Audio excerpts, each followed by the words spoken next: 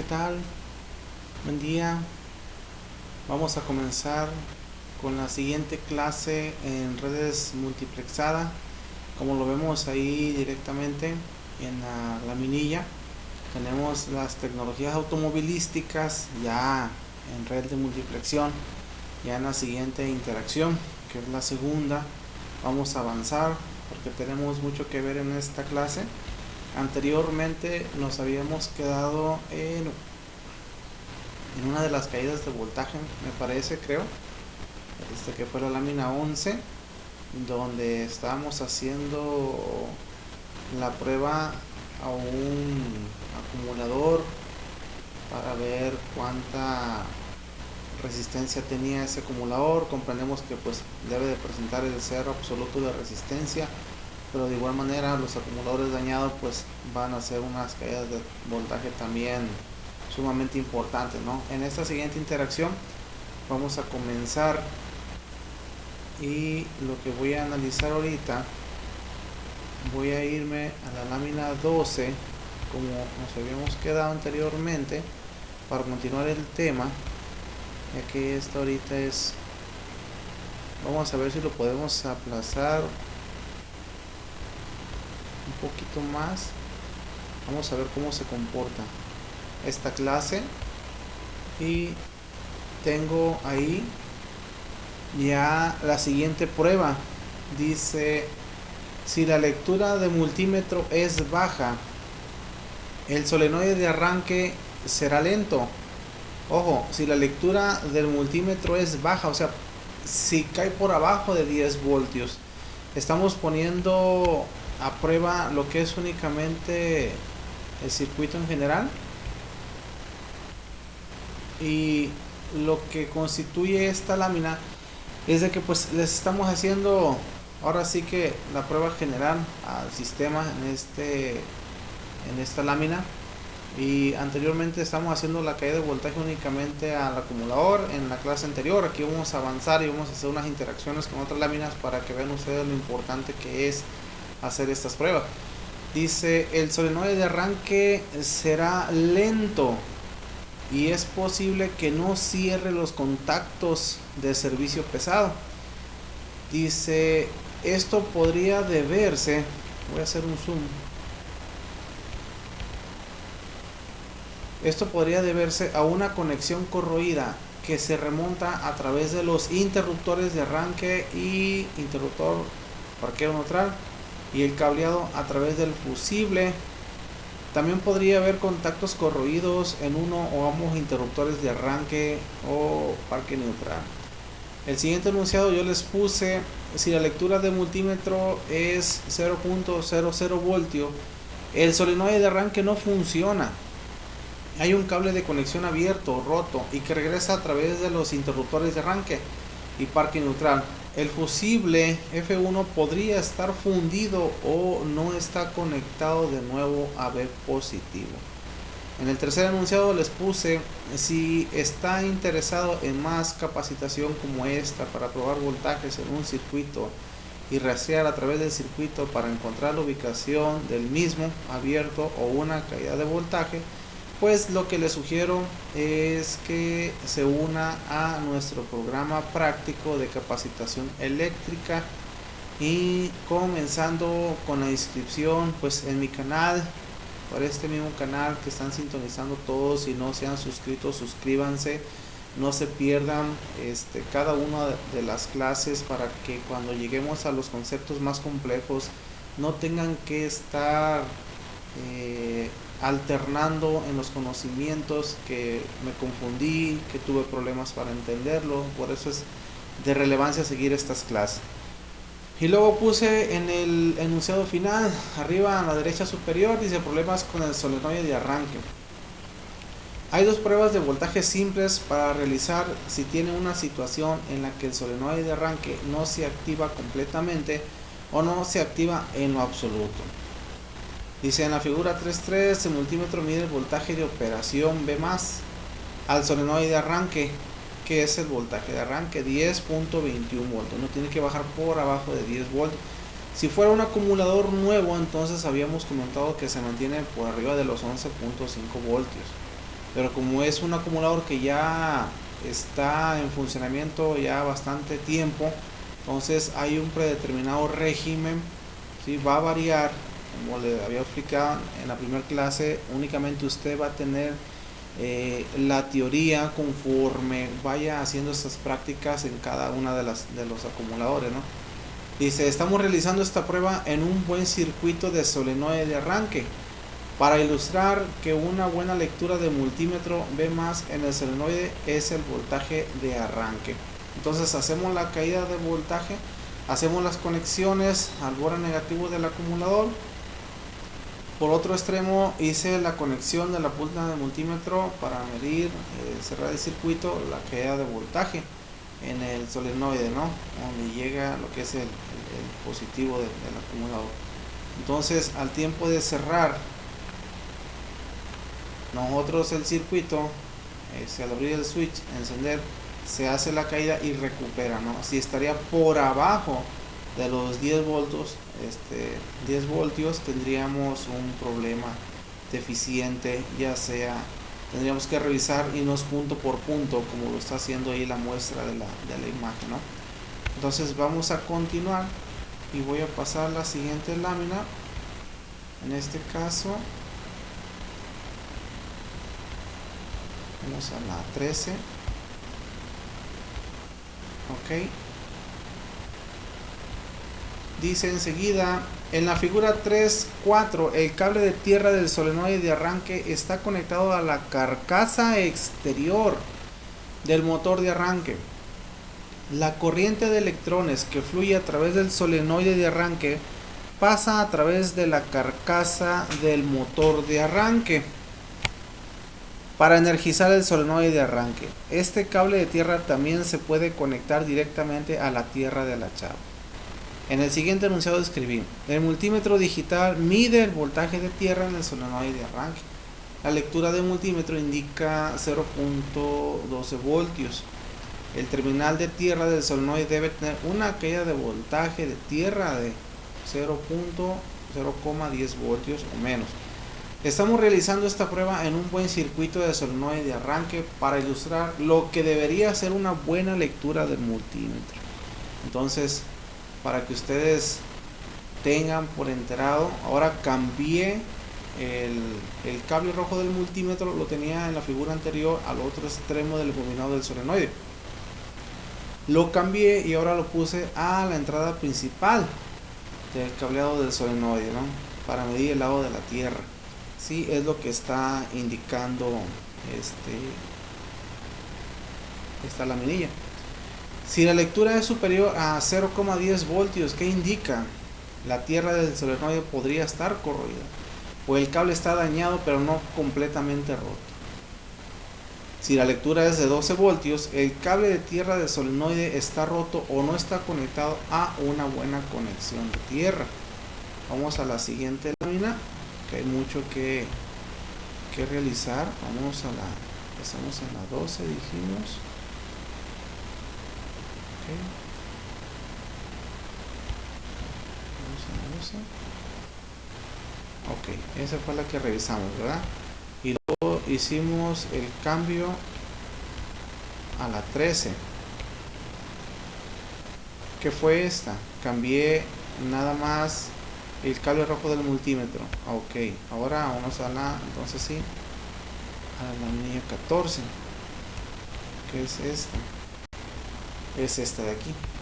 Ahora fíjense quién se nos está uniendo. Aquí ya les compliqué un poco el esquema de funcionamiento de la activación del solenoide del motor de arranque.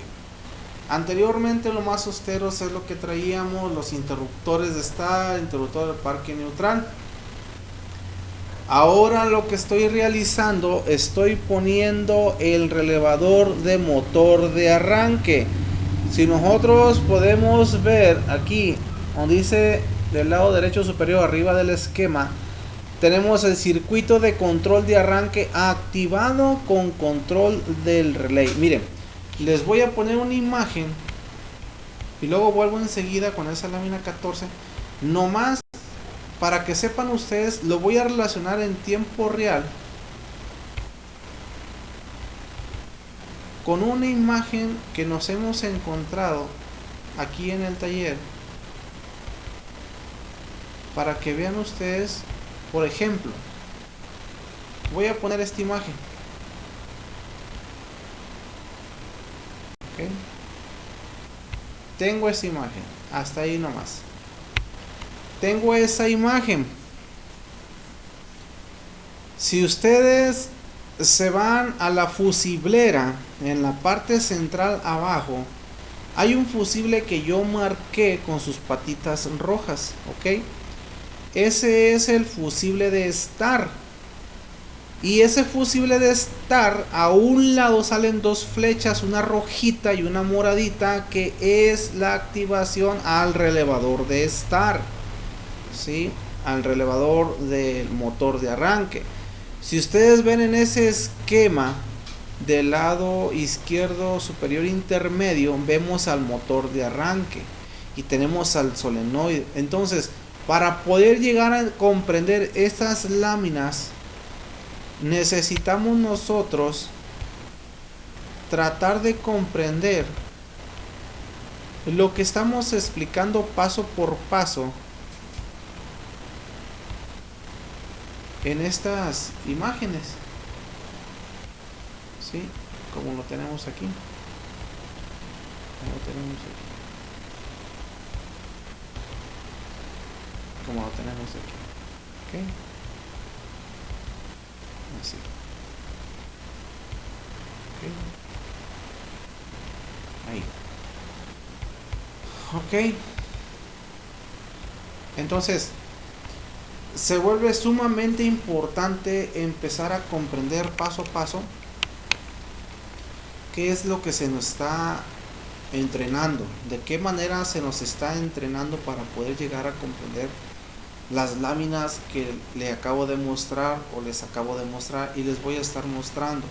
Cuando lleguemos a esas láminas, una vez habiendo comprendido estas láminas inferiores, usted sumamente va a poder captar anomalías, fallas, problemas, causas, raíces de los problemas que nos imponen, ¿sí?, el tener que someternos a los estudios electromecánicos, electrónicos, eléctricos, llámele como quiera usted.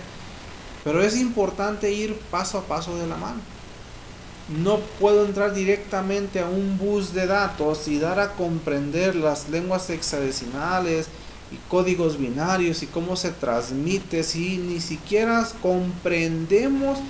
Esto es un caso de diagnóstico, es un caso de taller que tenemos ahí y no hemos podido echar a volar a este motor. Es lo que estamos haciendo, comprender cómo es que funciona la lógica digital dentro de una computadora, de un módulo. Pero para esto necesitamos comprender las bases necesarias de la electromecánica, el flujo de electrones en la teoría electrónica, válgame la redundancia, para poder entender cómo es que realmente funciona el sistema. Yo voy a poder comprender cómo sacar los diagnósticos. Tengo enseguida aquí del lado izquierdo, dice: para los propósitos de este breve programa de capacitación, limitaremos nuestra discusión a los puntos principales sobre el funcionamiento de relé.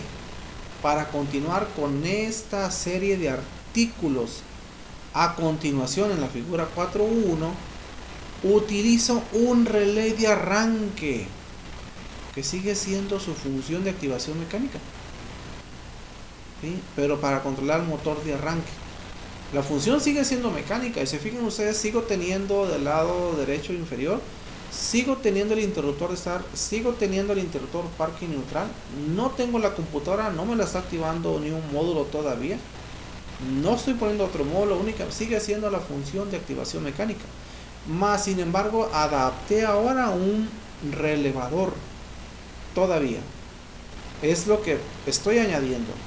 Vamos a comprender esta parte y luego voy a añadir la computadora, o puedo añadir el IPM, y así me voy a ir hasta entrar a la lógica interna de lo que es la computadora o el módulo, para que vea usted cómo las puertas lógicas en la electrónica necesitan de señales primeramente para poder sacar la activación del transistor y poder activar la terminal 85 de ese relevador. Pero pues si no comprende las bases de la electromecánica, al tiempo que lleguemos en este sistema de redes a lo más complejo, pues nos vamos a perder. Vamos a poder discernir, ok, pero pues ya me entrené en redes, pero pues ni siquiera sé cómo funciona un micro, una puerta lógica, un fusible importante que hoy en día toma relevancia, un fusible más inteligente que los fusibles que normalmente conocemos. No voy a adelantarme y hasta ahí voy a darle para poder continuar. Entonces dice en el siguiente enunciado abajo a lado izquierdo: el relé utilizado en el circuito ilustrado en la figura 4.1 es un relé estándar de 5 pines. Los pines 86 y 85 se conectan a la bobina del relevador. Al otro lado de la bobina del relé se monta un diodo semiconductor dentro del relé para proporcionar supresión de picos de voltaje cuando el diodo está apagado. Desactivado, la supresión de picos de voltaje se discutirá un poco más adelante. Entonces vamos a comenzar. Voy a hacer un zoom y vamos a relacionarnos, antes de cambiar de lámina, vamos a relacionarnos un poco con los componentes que teníamos anteriormente y qué componentes se han añadido hasta esta segunda clase. Teníamos el cableado, teníamos fusibles, ya hablamos de las terminales, de la corrosión, lo importante de dónde comienza el flujo de los electrones, por dónde transitan. Ya platicamos un poco de ese solenoide de motor de arranque, ya platicamos de los cables B positivo, B negativo, platicamos de los interruptores. Ahora me toca platicar de este relevador. Vamos a cambiar de lámina. Vamos a la lámina, estoy en la lámina 14, ¿verdad? Entonces me vengo a 15. Ok, ahí está. Ahí lo tienen. Y vamos a continuar. Observen en la imagen del lado derecho, ustedes pueden constatar que en efecto yo cerré el interruptor de start y cerré el interruptor de parking neutral y automáticamente empezó a colapsar los campos de fuerza magnética dentro de ese embobinado en el relevador del motor de arranque. Se escuchó un cliqueo como está puesto en la imagen. Cerró el platino y comenzó el flujo de la carga de electrón. Pero vamos a ver qué nos dice un poco el concepto. En este circuito de relé, el pin 86, vamos ubicando el pin 86, es el que está después del relevador, a llegar al punto del fusible 12. Ok, se conecta a B positivo. Ok, lo tenemos ahí. El B positivo, si lo saco del positivo de batería, veo el B positivo, el primero, el fusible del link 1 y luego enseguida está el link 2. Ese es el B positivo, que es lo que está indicando ahí que se conecta a B positivo, ¿no? El pin 86. Y ahora el pin 85 se conecta a B negativo. Como lo veo acá en la G101 abajo, ¿sí? En la carcasa metálica, en el bastidor, a través del interruptor parking neutral cerrado y el interruptor de arranque, que se dibujan de la manera convencional.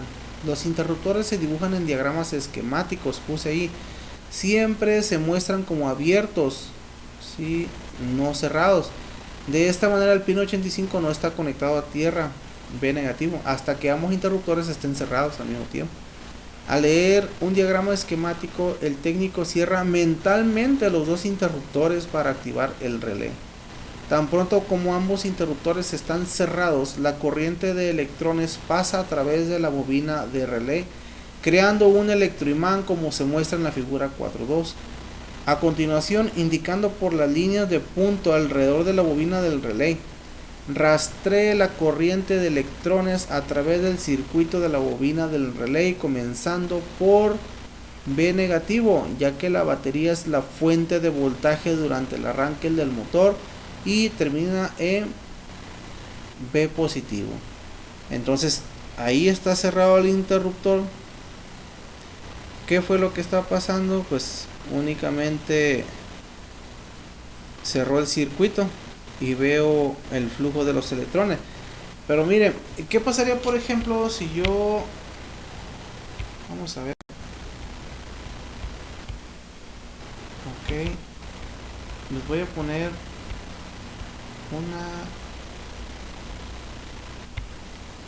esta.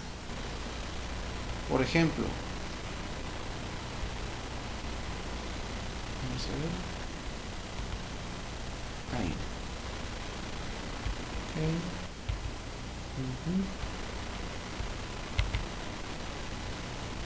Ok. Dice prueba de descarga de encendido apagado.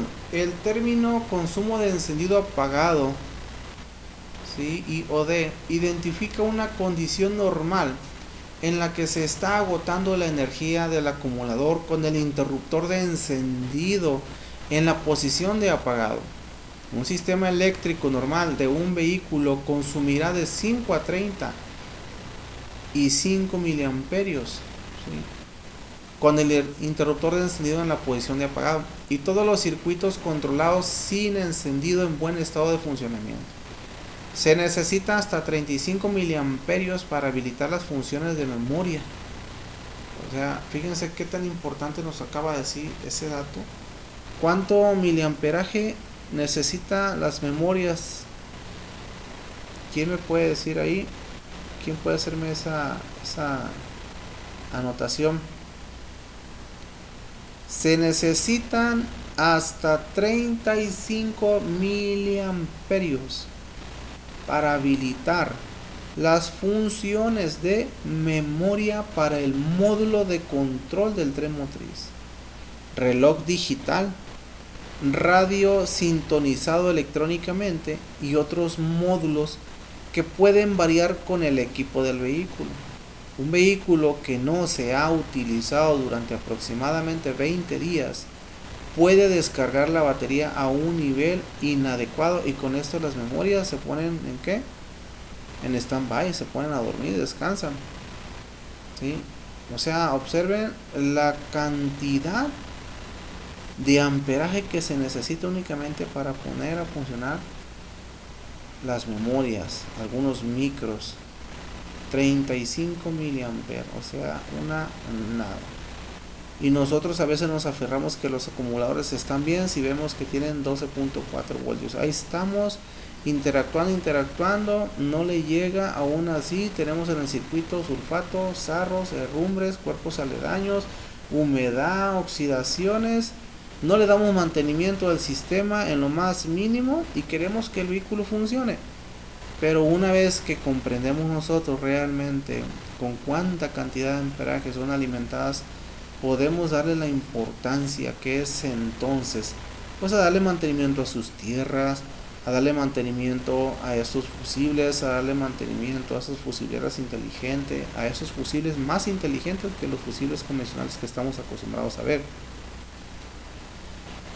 Y luego dice ahí, cuando un vehículo no se utilizará durante 20 días o más almacenado, retire el fusible IOD del tablero de conexión. Esto reducirá la descarga del acumulador, o sea que nos da a entender que tenemos un fusible, ¿sí?, de encendido apagado. ¿Cuál es ese fusible? Más adelante lo vamos a ver y van a ver ustedes también los problemas que nos dan. Y que muchas de las veces es problema de fusibles, es problema únicamente de sulfatación. ¿Por qué? Porque tienen alta resistencia, hacen su caída de voltaje, no hacen llegar ni siquiera esa mínima cantidad. en miliamperaje, que son 35. Y dicen de 5 a 35. ¿Sí? De 5 a 35. O sea, lo importante que es entonces que toman relevancia. Vamos a cambiar de lámina entonces. Vamos a irnos. Entonces estamos en la 14. Vamos a entrar a la 15. Estamos aquí, ¿verdad? Ahorita vamos a ver. Estamos en la 15. ¿Sí? Entonces, suponiendo que tuviéramos ahí la computadora, o tuviéramos el IPM en la fusiblera, o tuviéramos el fusible más inteligente, ni siquiera se está alimentando. No le está llegando ni la señal de retroalimentación del buscan a ese fusible inteligente que va en la fusiblera, y por lo tanto no manda la activación a uno de los micros. Por lo tanto el micro no te deja salir la activación a lo que es las puertas lógicas de la computadora, y por lo tanto no te va a estar activando. No sale U1 como base a un transistor. Por lo tanto, pues jamás vas a poder tener por el pin 85 la activación. Una vez que puedo entender cómo es que funciona el sistema, entonces yo puedo darme la tarea y con todo el derecho yo puedo sacar mi teoría de fallos, porque sé cómo funciona el sistema, sé cómo se relaciona el sistema, ¿sí? Entonces aquí estamos hablando de sistemas en redes, directamente en proporcional, y estamos en un caso de falla, en un caso de taller, donde el vehículo no está funcionando. Yo no sé si sea problema del cableado, yo no sé si sea problema de relevador, no sé si haya problemas en el motor de arranque, si haya problemas en el acumulador, si haya problemas en el solenoide, si haya problemas en el IPM, si haya problemas en el transistor, en la puerta lógica, en la unidad 1 de activación, qué sé yo. Necesito saber paso por paso, ir descartando. ¿Sí? Ok, entonces vamos a pasar a la página siguiente. Estamos en la página 15. Ok, pues vamos a la página 16. Ok, y bueno, un poquito, miren cómo está aquí ya el sistema. Dice los diodos. Vamos a ver, ya vimos que ya hay un diodo dentro del relevador de motor de arranque para suprimir los picos de alto voltaje, ¿no es así? Ahora, ¿cómo funcionan los diodos también? Porque tenemos la cabalística de que, como vemos el positivo, vemos que así atraviesa, pero necesitamos comprender las teorías para poder entender cómo es que fluye el electrón dentro de un circuito, ¿no? Entonces, vemos ahí, voy a hacer un zoom para comenzar con la temática. Ok, ahí está bien. Ok, tengo del lado izquierdo, voy a comenzar lectura. Dice, los diodos en un circuito permiten que la corriente de electrones fluya en una sola dirección, no en ambas direcciones. Cuando un diodo de estado sólido se abre en un circuito, no fluye corriente de electrones a través del diodo. Cuando un diodo se corta, la corriente de electrones puede fluir en ambas direcciones. O sea, cuando se aterriza, lo que les quiero decir ahí. En cualquier modo de falla, abierto o en corto, el diodo defectuoso hace que el circuito electrónico no funcione correctamente. ¿Cuándo van a llegar esos de 5 a 35 miliamperes? ¿Cuándo se van a activar las puertas lógicas? ¿Cuándo se va a activar entonces la base del transistor? Pues jamás, nunca llegó. Las fallas de diodos en los circuitos electrónicos también pueden causar la falla de un transistor o circuito integrado en perfecto estado debido a picos de voltaje no suprimidos. Pues sí, lo usó como puente y le llegó allá. Luego, del lado derecho tengo los transistores. Se utilizan para controlar la cantidad de corriente de electrón o para encender o apagar la corriente. Ojo aquí. Una carga puede ser una lámpara, un motor de corriente continua, un solenoide o un relé. Cuando un transistor está encendido, controla la cantidad de corriente de electrones a través de la carga que hace que funcione la misma carga. Cuando un transistor está en apagado, la corriente de electrones a través de la carga se detiene y la carga no funciona. Estos dispositivos se denominan transistores de conmutación porque encienden o apagan la corriente de electrones. Entonces, y luego veo enseguida ahí mismo en la parte superior izquierda veo lo que es el diodo y veo como del lado izquierdo del diagrama es el lado negativo y el lado derecho del diagrama del diodo es el positivo. Pero ahora fíjense, el electrón, su movimiento está corriendo hacia el lado positivo. No, el electrón viene del positivo y se interna. Porque vemos los diagramas y como vemos las flechitas, vemos que así corre el electrón. No. Aquí estamos usando la teoría electrónica. Ya lo vimos en la primera clase y les hice esas preguntas. Tenemos una tarea para el día de hoy, que les iba a hacer preguntas también. Entonces la primera pregunta de esa tarea era: ¿hacia qué lado fluye el electrón cuando el circuito está en conmutación cerrada? ¿Sí? Y luego la siguiente pregunta que les hice ayer fue: ¿el fusible por qué se pone antes del interruptor de encendido y no después? Denle sentido común y denle lógica viendo esta temática del flujo de electrones del lado negativo hacia el positivo. Cuando el acumulador está en estática, sin que el motor esté funcionando, hay un exceso de electrones en el borne negativo, pero en el borne positivo existe excesos de huecos para los electrones. Por eso cuando se da el primer movimiento del interruptor, existe una desproporción de sulfatación dentro del acumulador, que es el impulso, que es lo que ejerce el movimiento del flujo, y se empiezan a excitar entre ellos y es como se va dando el flujo de los electrones. Pero es una carga negativa el electrón. Acepten esa parte, que es lo que tenemos que comprender para entender los diagramas y los casos de diagnósticos. En este caso voy a cambiar a la página siguiente. Vamos a la página 17. Okay, sí. Y ahora tengo a los micros, algunas memorias.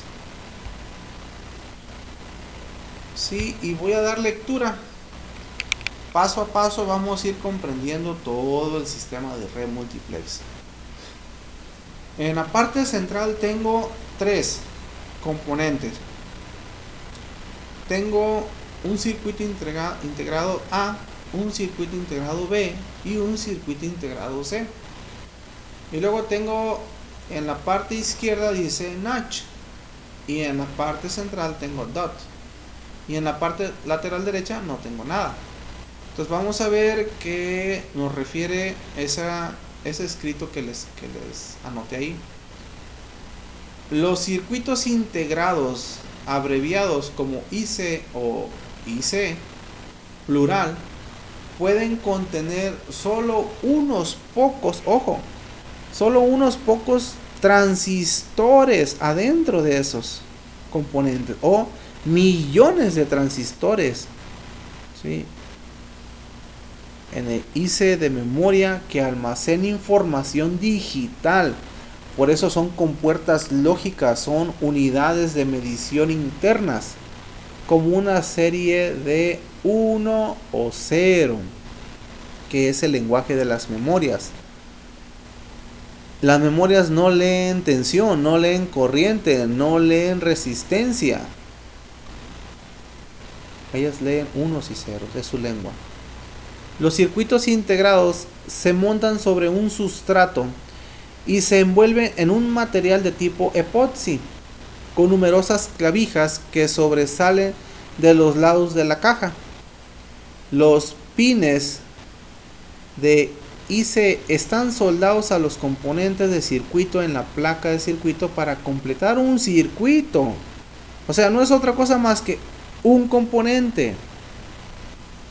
y por falta de práctica no podemos manipularlo o no nos atrevemos a manipularlo porque no sé cómo funciona el circuito, no sé cómo funciona esa electrónica. Pero una vez que usted comienza a someterse a estas clases perseverantes que te van a estar llevando de la mano paso por paso, vas a poder entender cómo es que funciona cada uno de estos componentes, cómo puedes atacarlos, cómo puedes hacer un diagnóstico a sistemas de redes a través de estos componentes cuando están en fallo. Los pines IC están soldados a los componentes del circuito y son parte del circuito para completarlo. Si uno de los millones de transistores, o sea, tan solo uno de los millones de transistores hay adentro, falla, es posible que el circuito integrado no funcione correctamente y debe ser reemplazado. Si el reemplazo del micro no es práctico o posible, la mayoría de las veces se debe reemplazar toda la computadora. Los circuitos integrados también pueden volverse abiertos o cortocircuiteados u operar de manera intermitente, lo que causa una gran frustración. En esta época, yo les puse ahí, en esta época de computadoras desechables, es la realidad, es lo que yo me he encontrado, que llegan unos vehículos al taller, tenemos que hacer pruebas y por cualquier circunstancia hacemos toda la revisión cabalística de toda la red, de todo el cableado, todas las fusibleras, todos los módulos, y resulta que a fin de cuentas pues son los módulos mismos, ¿no?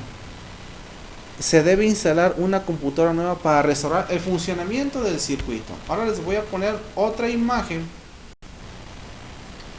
para que vean ustedes. Ok, les voy a poner, esta está interesante. Les voy a poner esta. Hablemos un poco de esto.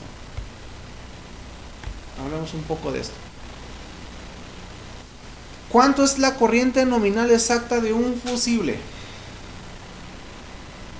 Porque estamos tan acostumbrados a, como el fusible es de X predominación, yo le voy a poner más arriba todavía, ¿verdad? Y le pusiste ese fusible y resulta que te tronó más módulos, porque lo que pasó de hacer un conducto a hacer así, se hizo así y pasó a la mayor cantidad de flujo de electrones, quemándote una infinidad de componentes, ¿no? Respetemos las normas en los vehículos. Tenemos ahí tres pequeñas escalas, tres diferentes tipos de fusibles que son los más vistos, los más comunes, y vamos a someternos un poquito a este análisis. Yo les puse en la parte de abajo también, les puse un conductor y luego les moví todos esos hilitos de cobre como pequeñas ahí fisuras, greñitas, no sé cómo le podamos llamar. Ahí se los revolví. Son puros hilitos que salen de ese conductor. Pero yo estoy tomando un fusible de 30 amperes para modo de ejemplo. Tomé un fusible de 30 amperes y la fábrica, obvio, pues tenemos las cartografías de fábrica de los fusibles para sacar esa legitimidad, esa información. Y resulta que una de las cartografías se me hizo muy interesante este dato, por eso lo quise compartir con usted también cuando se va a dedicar a redes, al sistema de electromecánica. Lo importante que es, primero, encontrar los problemas, la raíz, el cauce que está originando que se estén fundiendo los fusibles. No poner fusibles más santos. Yo tomé de ejemplo el de 30 amperes.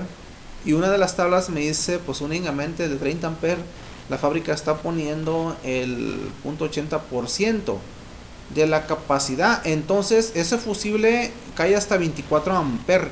Eso sería lo que la fábrica que manufactura ese fusible le da de capacidad de soporte. Pero le pone un más menos todavía, aún que pueda soportar ese conductor.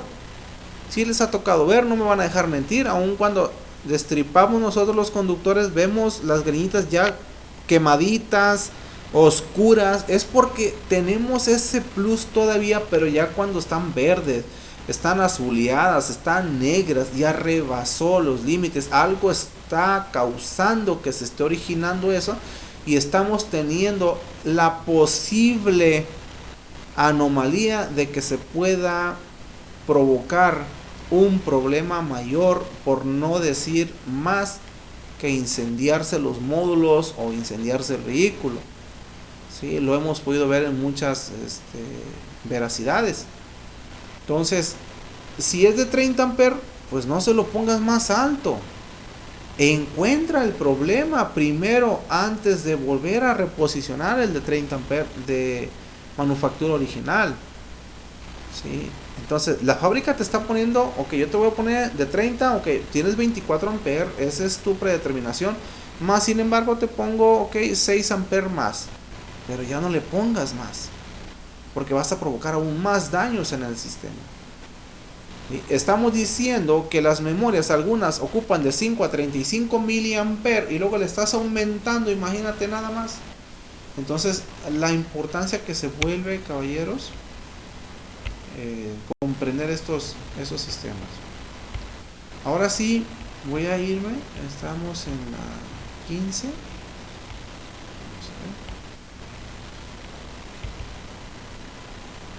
Estamos en la 15, en la 16, ¿verdad?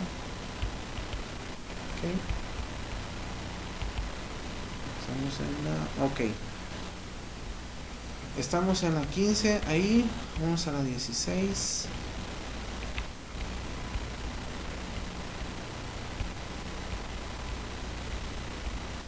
...16 eran diodos, y 17 eran las memorias. Ok, vamos a la 18. Era esta. Dice ahí, rara vez hay algo que observar a simple vista cuando un circuito electrónico ha fallado. Aparte del hecho de que un circuito controlado por el ESM funciona o no funciona. Luego de repente, sin razón aparente, comienza a funcionar nuevamente.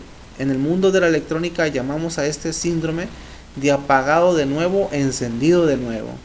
Un problema intermitente es lo que nos está indicando aquí el escrito que les puse. Los técnicos electrónicos están acostumbrados a las frustraciones que provocan los problemas intermitentes. Es parte de la vida en el mundo de la electrónica.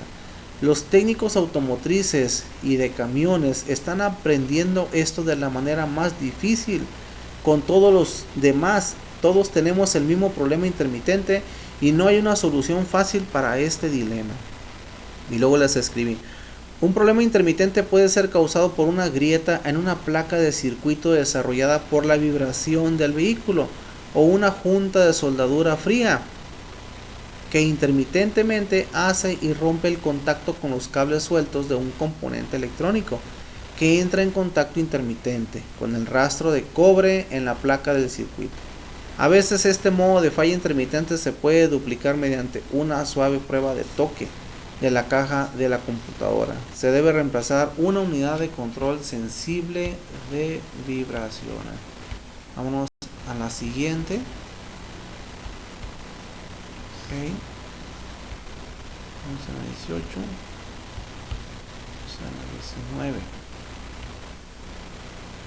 Otra causa de un problema intermitente puede ser un calor excesivo o un frío excesivo, y a veces el circuito vuelve al funcionamiento normal cuando se elimina la temperatura extrema. Ambas temperaturas extremas pueden hacer que un semiconductor falle de forma permanente o intermitente. Durante los días en que, ahí les puse ahí así directo, durante los días en que los humanos reparábamos computadoras, un técnico tenía dificultades para reproducir un problema intermitente aplicando calor externo a la placa del circuito con una lámpara infrarroja o de las que usamos normalmente calentando los componentes de los semiconductores. Cuando ocurrió la falla, los componentes semiconductores se rociaron con freeze spray. Es un spray que solemos utilizar para poner a prueba los circuitos integrados, diseñado para enfriar rápidamente los componentes electrónicos calentados. Un componente semiconductor intermitente comenzará a funcionar de nuevo inmediatamente cuando se golpeara con el aerosol de refrigerante, identificando así un componente con un problema intermitente. ¿Sí? Es lo que hacemos normalmente, lo que nos dedicamos a redes para sacar problemas rápidos ya cuando estamos en los módulos. Entonces vamos en la 19 y vamos a la 20. Ok. Y ahora ya les compliqué un poco más, ya una vez que recibimos parte de este caso de diagnóstico. Ahora lo que les estoy haciendo es complicarles un poco más el entrenamiento, para que vean ustedes. Quiero comprender que hasta este punto usted ya tiene por concepto cómo es que funciona a través de únicamente mecánico, a través de interruptor de estar, interruptor de parque neutral.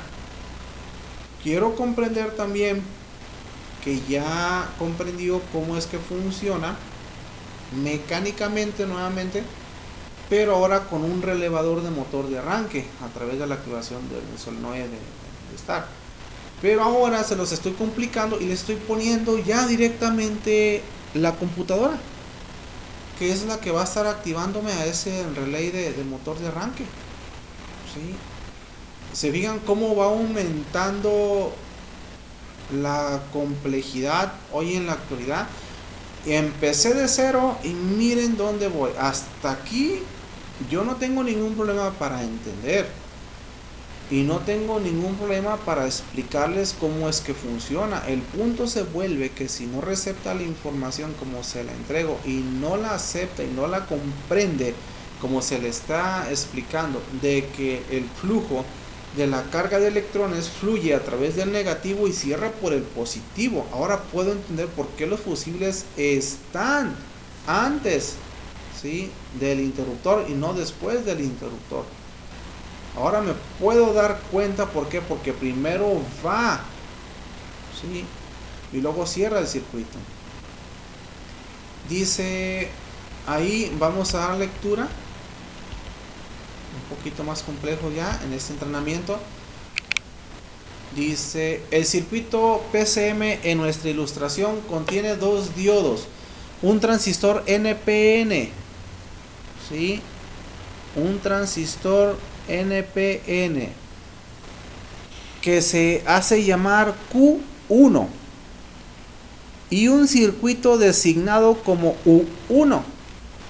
En el esquema del lado derecho inferior del diagramita, ubiquen adentro donde diga PCM, esa es la computadora, y vean el transistor, ese círculo, esa flechita, donde literal nos hace hacia dónde corre el flujo. En efecto no es así, ¿sí?, es a la inversa, va de negativo a cerrar a positivo para poder comprenderlo. Y lo hago llamar Q1 a ese transistor. Y luego también les puse del lado izquierdo intermedio, lado de dentro de la computadora, hay una pequeña flecha que es U1. Es un circuito designado. Yo le puse por nombre U1, ¿sí?, pero es un circuito designado que es el que está designado, válgame la redundancia, a activar la base de ese transistor. Es lo que tengo ahí. Entonces voy a dar lectura muy despacio para ver qué nos hace referencia a ese escrito que les hice ahí. Dice: el diodo D1 es un diodo de protección de polaridad que evita daños a los circuitos del PCM en caso de que se conecte una batería auxiliar en polaridad inversa por accidente. Por supuesto, el diodo de polaridad no permite que la corriente inversa fluya a través de los circuitos del PCM, lo que podría provocar el humo de todos los componentes de estado sólido. O sea, adentro de la computadora del lado izquierdo superior está D1, es el diodo de protección para no dañar el circuito designado que lo hice llamar U1, que es el que tiene que activarme la base del transistor para que la tierra de soporte de la computadora la haga llegar al pin 85 del relevador de arranque. Vamos a ver qué contiene el siguiente escrito que les anoté. El diodo a través del transistor Q1 no está numerado. El diodo a través del transistor Q1 no está numerado, pero protege al transistor de la descarga de energía creada cuando el relé se apaga. Se llama diodo de supresión de picos, ¿sí? Dice enseguida, la entrada de arranque es un voltaje de comando de corriente continua, 5 voltios o 12 voltios, desde el interruptor de encendido en la posición de arranque. El voltaje presente le dice a la computadora que por favor encienda el transistor Q1 para energizar el relé para alimentar el solenoide de arranque. Dice ahí, ojo, el voltaje presente, dice, la entrada de arranque es un voltaje de comando de corriente continua, 5 voltios o 12 voltios, desde el interruptor de encendido en la posición de arranque. El voltaje presente le dice a la computadora que por favor encienda el transistor Q1 para energizar el relé y para alimentar el solenoide de arranque. Sí, pero señores, no nomás porque porque le llegó esa presión eléctrica va a activar el circuito designado U1, que es el que activa la base del transistor y salga lo que es la tierra electrónica para que se conmute el relevador. No pasa así. Necesita entradas primero de verificación. Es lo que está necesitando la computadora primeramente. Entonces vamos a ver qué señales creen ustedes, por ejemplo, ahí en la flechita dentro de la computadora, la flechita que es la que activa la base, que es llamada U1, tiene una salida hacia atrás con un puntito. Por ahí le tiene que llegar una confirmación de activación primero, antes de activar la base del transistor. ¿Sí? En la primera clase yo les puse el esquema completo con todo y el bus del sistema de red que activaba a esa flechita, pero no me adelanté porque sabíamos que íbamos a llegar aquí. ¿Sí? Entonces vamos a pasar a la página siguiente para que veamos. Estamos en la 20, vamos a pasar a la 21 y aquí se vuelve un poquito conceptual, no teórico. Es la parte medular de cómo se lleva a cabo la función. Dice, anotamos y ponemos atención. Cuando Q1 se enciende, los electrones fluyen desde el suelo y entran al emisor Q1, que es donde estaba la flechita del transistor. Cuando Q1 se enciende, entonces Q1 viene siendo el transistor, viene siendo la base del transistor. Se cierra, entonces los circuitos van a empezar a fluir de la carcasa donde está soportada la computadora y fluye a través de este emisor del transistor, ¿no? Entonces el emisor, dice ahí, el emisor Q1 se conecta a tierra, ojo aquí, luego fluyen a través del transistor y salen del colector. El colector se conecta al PCM pin número 8. Los electrones salen del PCM en el pin 8 y viajan por cable al pin 85 del relevador. Pues sin tanto preámbulo,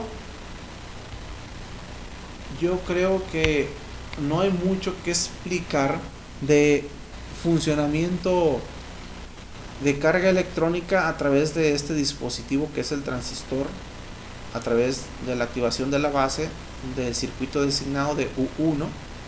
¿Sí? ¿Quién me lo va a estar activando? Lo activa una compuerta lógica electrónica a través de la información del sistema de red, pero necesitan 3 señales para que se active la compuerta lógica y active la base del transistor. Si en la compuerta lógica no existen las 3 señales, ¿cuáles son esas 3 señales que se necesitan?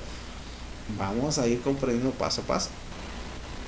No puedo decírselos así nada más porque van a quedar más enredados, ¿no? Dice a continuación: en el siguiente enunciado les escribí: la corriente de electrones Q1 fluye a través de la bobina del relé que sale de la bobina en el pin 86 y fluye hacia B+. El relé ahora está activado y cierra los contactos del relé. La clavija 30 del relé se mueve desde la clavija 87A del relé a la clavija 87 para proporcionar voltaje B+, para activar el solenoide de arranque. ¿Sí?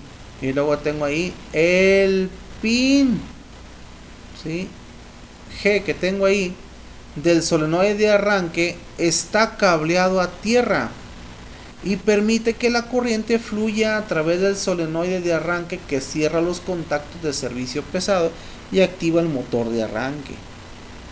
Pero acuérdense, ocupa las 3 señales. ¿Cuáles son esas? Vamos para allá. El circuito designado U1, ojo, representa todos los circuitos internos del PCM. Piense en U1 como una parte de la memoria de la computadora, o sea, del micro. Un micro lo está activando entonces. Y los circuitos cerebrales que controlan varias funciones. Aquí es donde el programa de la computadora se almacena y se usa para controlar, en este caso, el proceso de arranque al encender Q1, proporcionando corriente de electrones a través de la bobina del relé. El circuito designado al final dice U1 se puede programar para limitar el tiempo que el solenoide de arranque pueda hacer girar el motor si el motor no comienza a funcionar. Otras entradas al PCM no mostradas contribuirán con información al cerebro de la computadora en caso de una manivela larga, o sea, un arranque desproporcionado ahí, ¿no? U1 también se puede programar para evitar el arranque cuando el voltaje de la batería está por debajo de un umbral, porque los inyectores no se pulsan cuando el voltaje de la batería cae por debajo de 9,0 voltios. ¿Se fijan lo importante que se vuelve comprender? Esto para mí no es teoría, ¿eh? Esto para mí realmente es un caso directo de cómo es que funciona la problemática de los microprocesadores en la parte interna de ese módulo, de esa computadora, ¿no? Vamos a cambiar de esquema. Vamos a la 22. Ok, tenemos esta y voy a hacer un zoom. Dice circuitos de arranque controlados por computadora. Esta discusión ayudará a comprender lo que debe hacer un técnico cuando se debe tomar la decisión de reemplazar una unidad de control. Algunos de los mecanismos internos del circuito del PCM que controla el relé de arranque. El esquema parcial de los circuitos PCM muestra 3 componentes de circuito electrónico. El esquema parcial de los circuitos PCM muestra 3 componentes de circuito electrónico. Vamos a ver. Estamos en la 21. La 22 estamos. Vamos a pasar a la 23. A ver. Y miren. Hemos llegado a la parte medular de los circuitos internos del módulo en los sistemas de redes multiplex. Ahí están las tres señales que se necesitan para activar el circuito designado. ¿Sí? ¿Se acuerdan? Ya hablamos de U1. Adentro ustedes lo ven, donde dice PCM, está el recuadro que es la computadora. Tenemos al diodo de protección que es el D1. ¿Cómo lo protege? A la memoria. Dijimos que U1 está simplificado, pero representa el microcontrolador.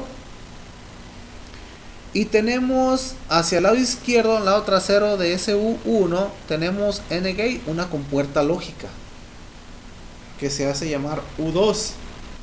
Y esa compuerta lógica, para que active la base del transistor, donde es 0 voltios del transistor, dice off, ahí está apagado. Está Q1 con una flechita roja que les puse, que es el controlador, el driver, que va a controlar por el pin 55 la tierra electrónica, la recibe el emisor del transistor. Entonces 0 voltios se volvería 1 voltio, ¿no? Porque es el lenguaje que hablan. Y lo recibiría el colector al pin 8, lo transmitiría la tierra electrónica hacia el pin 85, ¿sí? Conmutaría lo que es el platino del relay y estaría activando a lo que es el solenoide motor de arranque, ¿no? Pero ¿cómo se lleva a cabo esta activación? Bueno, en la parte superior izquierda de ese pequeño esquema tengo ahí un concepto que dice leyendas lógicas. Tengo 1 es igual a 5 voltios. Tengo el siguiente 1 es igual a 12 voltios. Y tengo un 0 que representa 0 voltios, ¿no? Tengo el relevador de solenoide motor de arranque. Tengo la computadora. Tengo el bastidor que me va a transmitir la tierra por el pin 55. Del lado izquierdo pues ya tengo, en este caso, tengo 0 voltios hacia el solenoide de motor de arranque. La línea está abierta, no hay conmutación. Tengo más abajo, tengo la señal de start. 0 voltios, tendría que haber un volt ahí, un 1, para que representara. En las láminas anteriores se mencionó la corriente de llegada de 5 o 12 voltios, la habíamos comentado ahí. Es por esta parte que va a estar llegando por estos pines, ¿sí? Que son sus 12, son sus 5, ¿sí? Y vamos a ver cómo se comporta. Dice transistor Q1.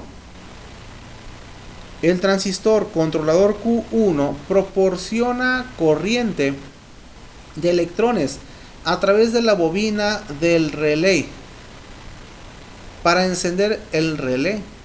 Q1 es un transistor NPN, ¿sí? Que controla la bobina del relé desde el lado de tierra.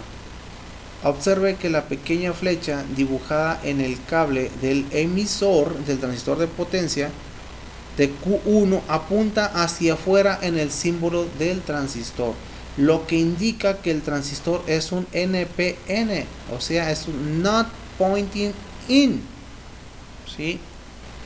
Que no va a estar haciendo la conmutación hacia adentro a menos de que le esté haciendo llegar por la base el circuito integrado por activación de la compuerta lógica una vez que reciba las tres señales. ¿Sale? Entonces ya sabemos cómo podemos definir a un transistor, cómo es que fluye el electrón, para poder comprender cómo es tan importante la protección del diodo de 1, ¿sí? En caso de que se inviertan las polaridades del acumulador cuando se pasen corrientes o XY por cualquier pico de voltaje que se pueda ver reflejado, que no entre ningún pico de voltaje, porque acuérdense únicamente de cuánto necesita el micro para ser valorado y ponerse en leyendas lógicas 1 y 0, de 5 a 35 miliamperes. Entonces un pico de voltaje, y nosotros ya andamos maniobrando, manipulando los voltajes o las cargas amperométricas como si fueran costales de arena, ¿no? Y esto no se trata de únicamente manipular, se trata de comprender cómo es que funcionan los circuitos integrados en la parte central de cualquier módulo para que en los sistemas de red usted pueda hacer con énfasis su diagnóstico y pueda sacar esas fallas. De eso se trató esta segunda clase. Pero si no vio el primer video, yo le sugiero que se suscriba a mi canal, active la campanita, ¿sí? Y observe y analice cada uno de los tutoriales que vamos a estar analizando. Porque si estás viendo este video o vas a ver el tercero o el cuarto y el quinto y te vas a adelantar y no comprendes estas partes, de nada sirve que estés ahí interactuando. Entonces yo te sugiero que vayamos paso por paso, ¿no? Ya vimos lo más austeros, aquí ya se los compliqué un poquito, pero realmente no es complicado, únicamente y ni tedioso lo es comprender únicamente qué se necesita para poner a funcionar las compuertas lógicas en los circuitos internos de las computadoras. ¿Sí? Entonces todo eso lo vamos a estar viendo ahí y vamos a ver los esquemas en tiempo real, las computadoras también, lo vamos a ver cómo y cuáles son las compuertas lógicas, los diodos de protección, la resistencia, todo eso vamos a ver. Entonces se usa un transistor PNP para controlar la bobina del relé desde el lado de voltaje en el pin 86 y la flecha apunta hacia adentro, ¿vale? Entonces no sé si existan dudas, preguntas, escríbanmelos ahí por favor en los comentarios que hemos estado trabajando. Vamos a dar entonces continuación. Hasta aquí yo pienso que de aquí partemos como médula fundamental de lo que es el sistema de redes. Hasta aquí yo quería llegar. Voy a pasar a la página siguiente. Estamos en la 23 creo, ¿verdad? Estamos en la 24, 23 estamos. Ajá, estamos en la 23. Vamos a la 24. Ok. Ahí estamos en la 24 ya. Voy a dar lectura. Dice U1. Ya saben dónde está U1. Es la flechita roja central dentro de la computadora. Ahí está el circuito designado. A la izquierda de Q1, que es el transistor. ¿Sí? Hay un circuito etiquetado como U1 que controla Q1, que es la base del transistor. Es parte de la CPU, unidad central de procesamiento. O sea, estamos hablando de una memoria del PCM o el cerebro del PCM que toma todas las decisiones importantes de acuerdo con el programa de software del PCM. El programa operativo almacenado es lo que cambia o edita cuando flashea una unidad de control. Que sí, su nombre pues en literal es puerta I. Sí, pero pues normalmente la conocemos como puertas lógicas. A la izquierda de U1, que es el circuito designado a activar la base del transistor, por eso se llama circuito designado.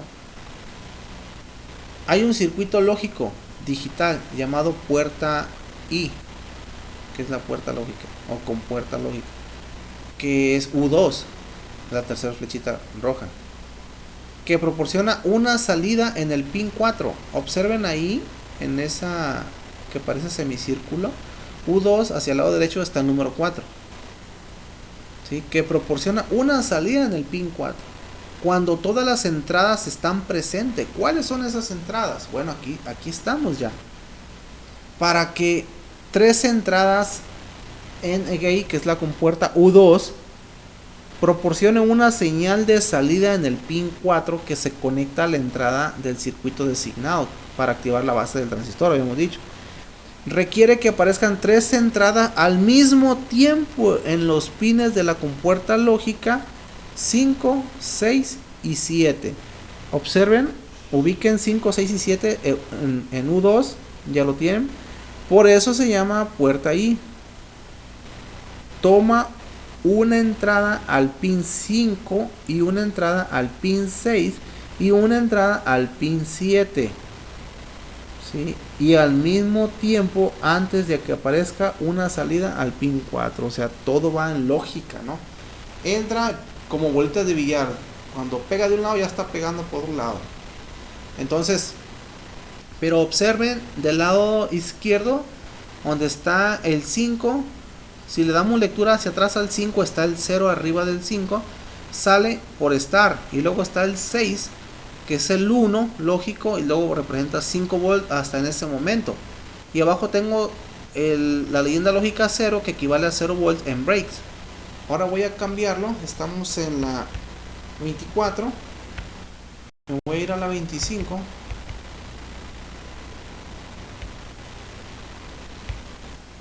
Y aquí es donde ya puedo comprender cómo es que se activa. Leyenda lógica. Hay dos categorías de circuitos lógicos: lógica positiva y lógica negativa. El nivel lógico de un 1 o 0 debe definirse de acuerdo con los circuitos lógicos utilizados. La leyenda lógica que se muestra en la parte superior izquierda de la figura 1 describe la lógica positiva para nuestro circuito, porque un nivel lógico 1 es un nivel de voltaje positivo a 5 voltios o 12 voltios y un nivel lógico 0 es 0 voltios. Nuestro circuito funciona con lógica positiva, así que continuemos con esa comprensión. Luego les puse: los circuitos lógicos digitales funcionan con dos condiciones simplemente llamadas 1, digamos 1, y 0, digamos 0. Luego les puse: es común escribir el nivel lógico de un 1 o 0 en un diagrama esquemático digital para expresar el nivel lógico, que es el voltaje presente en ese punto del circuito en un momento particular en el tiempo. Luego, un técnico mide el nivel lógico, que es el voltaje, presente en cada punto del circuito digital, para verificar que el circuito lógico está funcionando correctamente. Tiene el voltaje correcto en cada punto, o tiene un problema: el voltaje no coincide con el nivel lógico en cada punto. Los pines en un IC, circuito integrado, o el cable conectado al pin están etiquetados con un 1, debe tener 5 o 12 volts presentes, y los cables etiquetados con un 0 deben tener 0 voltios. Los niveles lógicos presentes en los pines del conector de una unidad de control a bordo puede ser de 12 voltios para un 1 y 0 voltios para un 0. Una excepción podría ser un sensor que proporciona una señal de 5 voltios en lugar de una señal de 12 voltios a una computadora, como mostramos en la figura 1 dentro de la unidad de control a bordo. Un 1 lógico suele ser 5 voltios o 0 voltios para un 0. Una excepción sería la designación de nivel lógico para transistores de controlador, como el voltaje en el pin 8 del PCM, que es el colector de Q1. Cuando Q1 está apagado, el colector es un high 12 voltios, lógico, ¿sí? Y luego dice deja caer, es low lógico, es un lógico bajo, que es 0. Cuando Q1 está encendido, los circuitos lógicos son muy lógicos y piensan con lógica. Pues de esta manera yo se los quise redactar a la manera que lo hemos nosotros venido aplicando en el taller, y cómo hemos venido sacando los problemas cuando se nos han presentado un sinfín de conceptos. Por ejemplo, entradas PCM. Una unidad de control a bordo debe tener información de entrada, de sensores para tomar decisiones. El PCM tiene 3 entradas requeridas para activar el relay de arranque en la figura. Ojo aquí: la entrada del interruptor parque neutral es un nivel lógico 1 o 5 voltios, que indica que el vehículo está en estacionamiento o neutral. Aparece un 1, es el pin 6 de U2. La salida del pin 4 de U2 es 0 y Q1 está apagado. Ojo aquí, no se me pierda.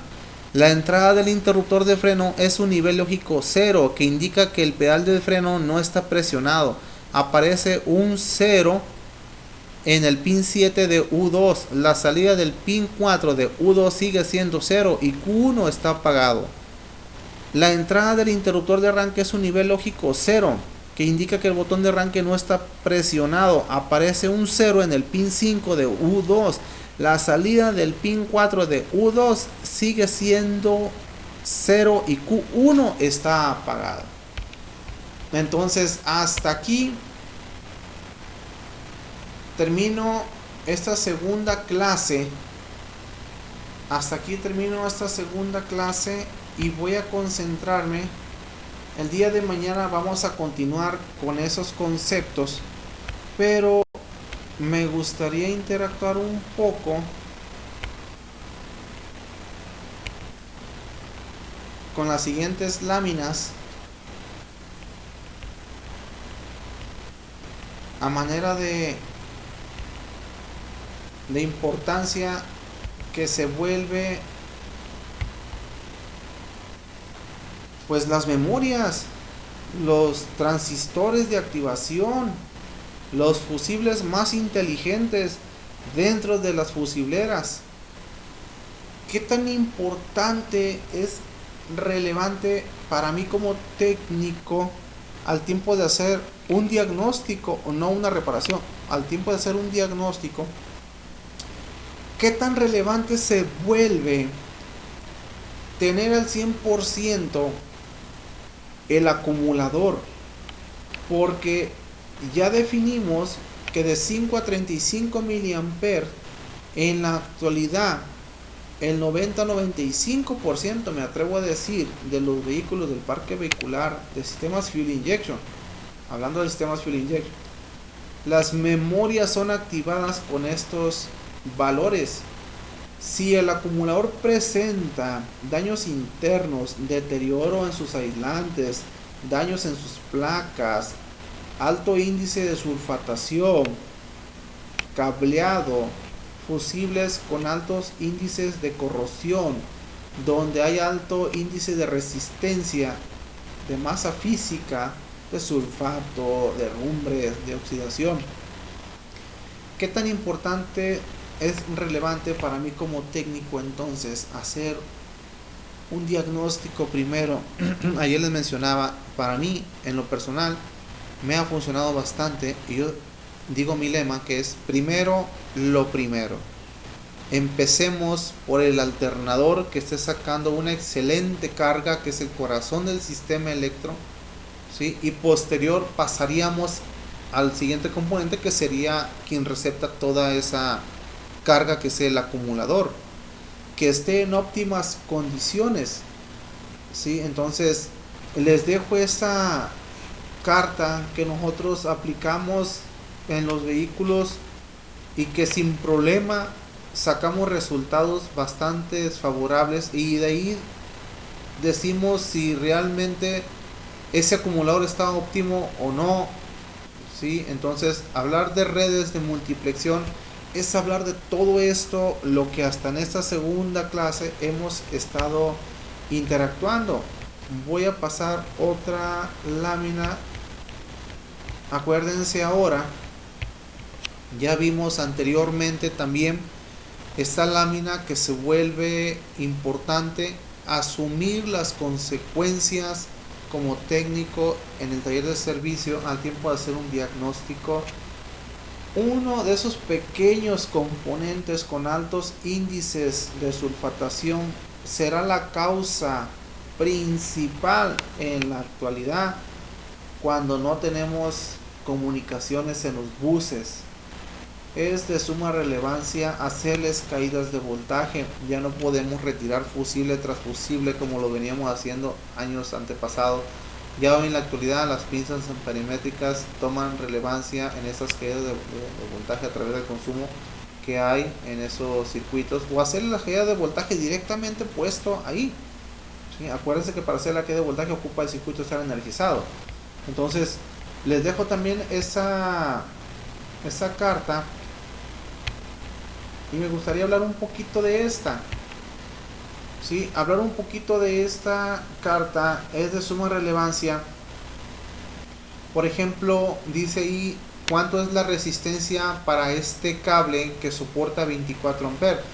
Analizando esa carta, tengo una línea azul en la parte superior donde dice 12,6 voltios y luego continúa. Calibre de alambre requerido por longitud del circuito en metros.